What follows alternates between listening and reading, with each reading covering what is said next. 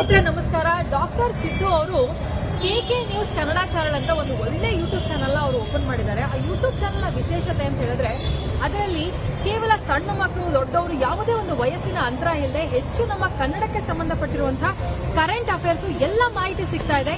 ದಯವಿಟ್ಟು ಹೆಚ್ಚಿನ ಸಂಖ್ಯೆಯಲ್ಲಿ, ಅದರಲ್ಲೂ ನನ್ನ ಯುವ ಸ್ನೇಹಿತರು ಹೆಚ್ಚಿನ ಸಂಖ್ಯೆಯಲ್ಲಿ ಯೂಟ್ಯೂಬ್ ಚಾನೆಲ್ನ ಸಬ್ಸ್ಕ್ರೈಬ್ ಆಗಿ ಫಾಲೋ ಮಾಡಿ ಹೆಚ್ಚು ಕನ್ನಡ ಪರ ಜ್ಞಾನವನ್ನ ಬೆಳೆಸ್ಕೊಳ್ಳಿ ಅಂತ ಹೇಳೋದಕ್ಕೆ ಇಷ್ಟಪಡ್ತೀನಿ.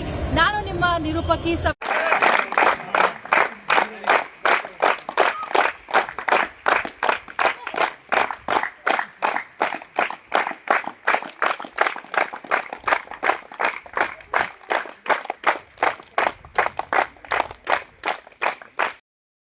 ಸಾಮರಸ್ಯ. ಕ್ರೀಡೆಯಲ್ಲಿ ಭಾಗವಹಿಸುವಾಗ ನಾವೆಲ್ಲರೂ ಒಂದೇ ವಸತಿ ನಿಲಯದ ವಿದ್ಯಾರ್ಥಿಗಳು. ನಮ್ಮಲ್ಲಿರ್ತಕ್ಕಂಥ ಜಾತಿ ಭೇದಗಳು, ನಮ್ಮಲ್ಲಿರ್ತಕ್ಕಂಥ ಧರ್ಮ ಭೇದಗಳು, ನಮ್ಮಲ್ಲಿರ್ತಕ್ಕಂಥ ಆಹಾರ ಪದ್ಧತಿಗಳು ಇವೆಲ್ಲವೂ ಕೂಡ ಗಮನ ಆಗ್ತದೆ ಇದರ ಮುಂದೆ. ಈ ಕ್ರೀಡಾಕೂಟ ಆಯೋಜನೆ ಮಾಡುವಂಥ ಉದ್ದೇಶವೇ ಅದು. ಯಾಕೆಂದರೆ ಒಂದು ಧ್ವಜದ ಅಡಿಯಲ್ಲಿ ನಾವು ಕ್ರೀಡೆಯಲ್ಲಿ ಭಾಗವಹಿಸ್ತೀವಿ. ಭಾರತದ ಧ್ವಜದ ಅಡಿಯಲ್ಲಿ ನಾವು ಕ್ರೀಡೆಯಲ್ಲಿ ಭಾಗವಹಿಸಿದಾಗ ಅಲ್ಲಿ ಅನೇಕ ಧರ್ಮೀಯರು ಇರ್ತಾರೆ, ಅನೇಕ ಜಾತಿಯವರು ಇರ್ತಾರೆ, ಅನೇಕ ಬೇರೆ ಬೇರೆ ರಾಜ್ಯದವರು ಇರ್ತಾರೆ. ಆ ಮಕ್ಕಳು ಅನ್ನುವಂಥ ಭಾವನೆಯಿಂದ ನಾವು ಕ್ರೀಡಾಕೂಟದಲ್ಲಿ ಭಾಗವಹಿಸ್ತೀವಿ. ಹಾಗಾಗಿ ಕ್ರೀಡೆಗೆ ಭಾಳ ಮಹತ್ವ ಇದೆ.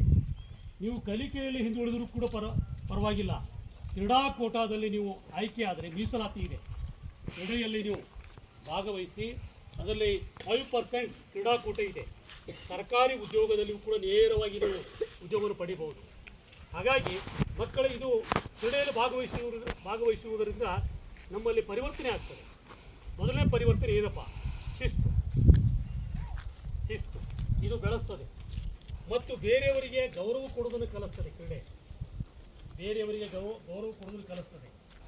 ಮತ್ತು ಶ್ರಮ, ನಾವು ಮತ್ತಷ್ಟು ಶ್ರಮ ಪಡಬೇಕು.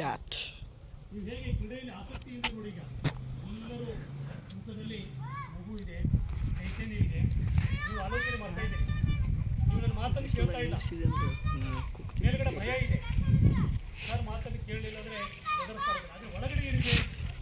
ಒಟ್ಟಾರೆ ನಾನು ಇವತ್ತು ಕಬಡ್ಡಿ ಆಟ ಇರ್ಬೋದು, ಕ್ರಿಕೆಟ್ ಆಟ ಇರ್ಬೋದು, ಗುಂಡ ಸಿಕ್ಕಿರ್ಬೋದು, ಚಕ್ರ ಸಿಕ್ಕಿರ್ಬೋದು, ರನ್ನಿಂಗ್ ಇರ್ಬೋದು, ಇದರಲ್ಲಿ ನಾನು ಪ್ರಥಮನಾಗಿ ಆಯ್ಕೆ ಆಗಬೇಕು ಅನ್ನುವಂಥ ಹುಮ್ಮಸ್ಸಿದೆ ಒಳಗಡೆ. ಆ ತುಡಿತ ನಿಮ್ಮಲ್ಲಿ ಕುಡಿತಾ ಇದೆ.